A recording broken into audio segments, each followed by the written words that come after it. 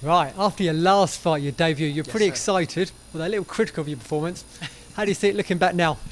I have watched it recently. I was out over my father's house, and then we were watching it real quick because he had mentioned something about me throwing hammer fists, and I was like, I didn't throw any hammer fists. He's like, oh, you did at the end, and it was the elbow because my hand was like this or something like that. He thought I was throwing a hammer fist, but anyway, unimportant.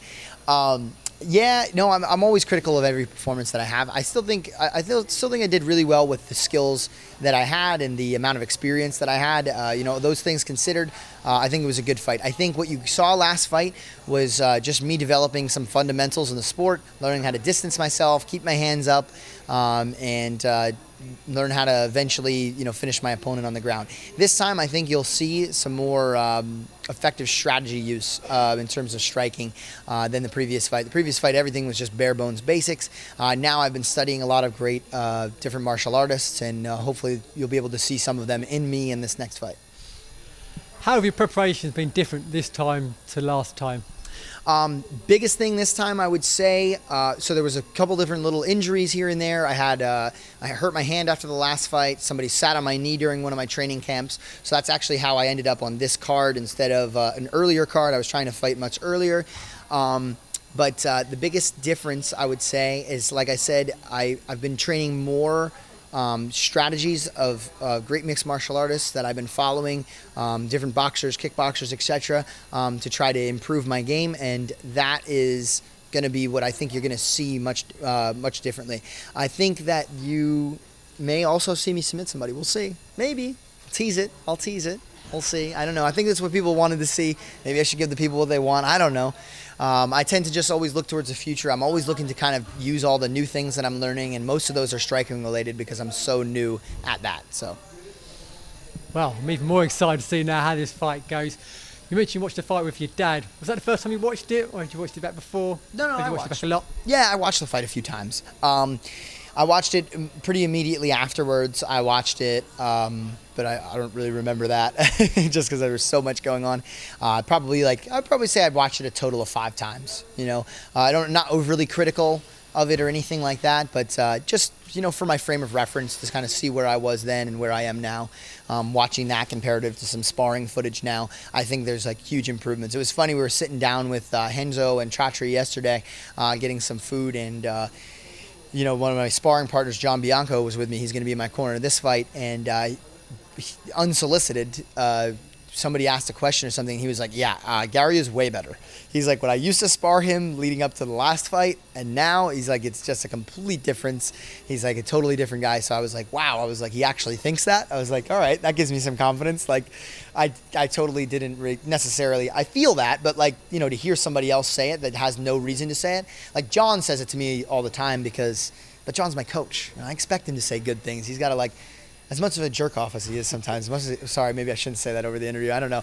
Whatever. As angry as he can be sometimes and critical as he can be, he does maintain a certain mentality in me and a certain confidence. So he's always looking for me to feel good about my progress and peaking towards a particular event.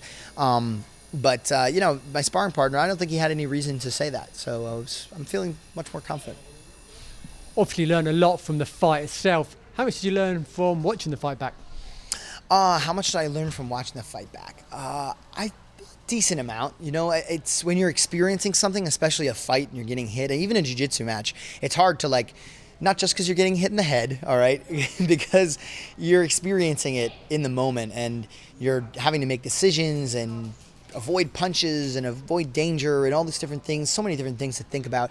So you don't really know what went on until you watch it a few times afterwards, and even the first time you don't really see everything that that was there. So I learned a lot from that fight. I think overall, if I critiqued it, I'd say something like I'd like to jab a little bit more. I'd like to see a little bit more head movement. Just some basic things that I just think I was lacking a little bit for being so green at fighting. You said since that fight you're addicted now to MMA. Yes. So you must be pretty excited for Friday night then. Yeah. I'm very, very excited. It's been too long, in my opinion. Grappling, I used to grapple. When it came to grappling matches, it was literally like once a month or twice a month I was fighting in a professional show in grappling. So that's like a quick turnaround time from one event to the next to the next.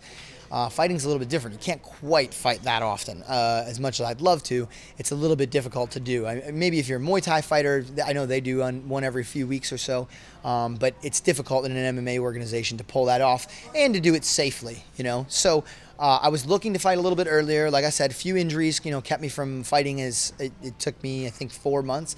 Man, 4 months is a long time to come back, but I'm so excited for this next fight because it's just one more notch, one more experience to be able to pull from and to work towards, hopefully getting a title one day.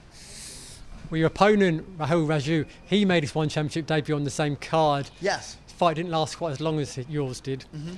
Could you pick up anything from that fight? Have you been able to watch any of his other fights online?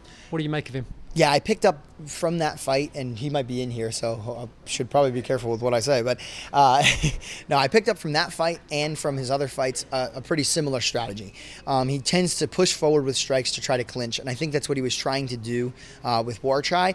I had him up against the fence and tried to, push forward. I think that as he pushed forward, he got caught a couple of times, and then didn't respond to getting caught. Kept pushing forward and then got clipped a couple more times, and then that's what finally put him out. Because I think it was check hooks that was putting him out. So ultimately, I see a similar strategy in most fights, and that's just that punching up into the clinch. And I don't know if he's going to try to do that this fight. I'm not 100% sure. I can see why he would do that to War Try. Because maybe he's confident that on the ground, he feels like he would be confident on the ground with him.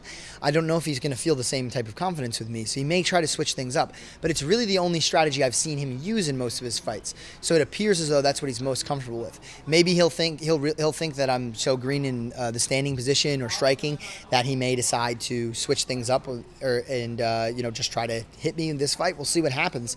I think he's going to have a tough time staying in the standing position. Sounds like you've studied him a bit. Is that something you like to do? I get a feeling you love your training, but do you find time as well to study your opponents? I do as much as I can. Right now, I'm so new to this sport that the majority of my development is just that. It's development. Like, I'm learning how to fight right now. Literally, I'm learning how to fight. I've had one fight, you know what I mean? So preparing for one specific person, I don't know. I feel like that'd be similar to taking any random person off the street and be like, yeah, we're going to prepare to fight this guy. No, you're not. You're going to prepare to fight. Like, you just need to learn how to fight, period, dude. That's kind of how I feel about it, is that I'm still just kind of learning all those skills that are required for fighting, and just trying to develop myself as a fighter. I watch my opponents just to make sure that there's not something glaringly obvious that I should prepare for. Like, for instance, my last opponent threw big overhand rights. It's like, all right, well, maybe I should be ready for that. Like, I should have that in the back of my mind, that he's probably going to throw a big overhand right at some point during the fight. It's something smart to recognize. But it wasn't like I was dissecting his game, like, this is exactly what I'm going to do. This is what I have to do to beat this particular opponent. I think it's a little early for me to do that yet. I suck too much still. Last time you made a prediction, and your prediction was pretty spot on. Do you have a prediction for this fight? Oh, man, I don't know. I don't know if what should be able to release in this fight. I think, I'll tell you this: you're going to see a much more confident, composed, and powerful striking coming from me in the standing position, and then I'll say that you may not see a TKO this time. You may see me actually try to finish somebody on the ground. We'll see. Okay. I may, in my head, go, no, you got to try to finish him with strikes again. I don't know. But, maybe now that I've gone through the whole idea of TKOing someone on the ground, I feel comfortable with it. I can do it. Maybe I show some other part of my game this time. We'll see. Looking forward to it. Lastly, do you have a prediction for the main event? Oh, main event.